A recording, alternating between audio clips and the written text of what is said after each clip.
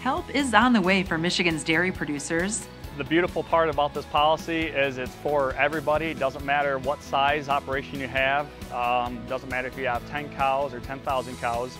The nice thing is there is no cap on this whatsoever. UP potato growers are optimistic about the 2018 harvest. And Michigan Agricultural Commodities Chris Betts will join us with a market update. I'm Janelle Brose, and this is Farm News 5. Farm News 5 is brought to you by Ford. A new dairy insurance policy will be available next month, and the timing couldn't be better, as the annual average U.S. all milk price is at its lowest level since 2009. Enter Dairy Revenue Protection, which provides insurance for the difference between the revenue guarantee and actual milk revenue if prices or revenue decline. It can be used simultaneously with USDA's Margin Protection Program, and dairy farms of all sizes are eligible to participate. American Farm Bureau Federation, in partnership with American Farm Bureau Insurance Services, started putting this policy together about 2 years ago and built it from the ground up. And it was announced on August 8th, and it'll be available to be sold starting October 9th.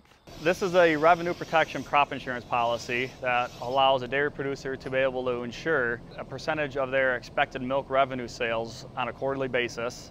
It's a subsidized crop insurance policy that works just like any other revenue protection policy.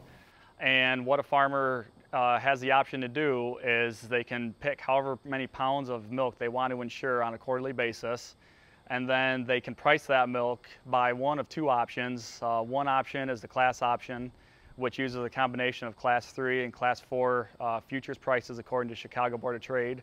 And the other option is the component option, which uses prices according to Chicago as well for butterfat, protein, and other milk solids. They can use those prices to calculate their expected revenue for whatever quarter or quarters they wish to insure.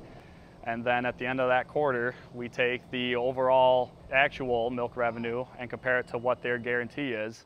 And if there's a difference between the two on the downside, then they get paid the difference. It does cover you on a loss of production as well. The only caveat to that is that the production is indexed to the state. So your own farm production is not necessarily covered since it is an area-based statewide plan.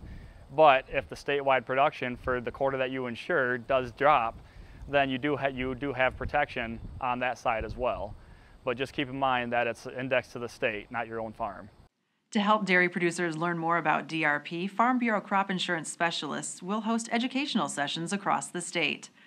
Upcoming meetings are set for McBain, Alpena, Sterling, Boyne Falls, and Stevenson. For more information, visit dairyrp.com.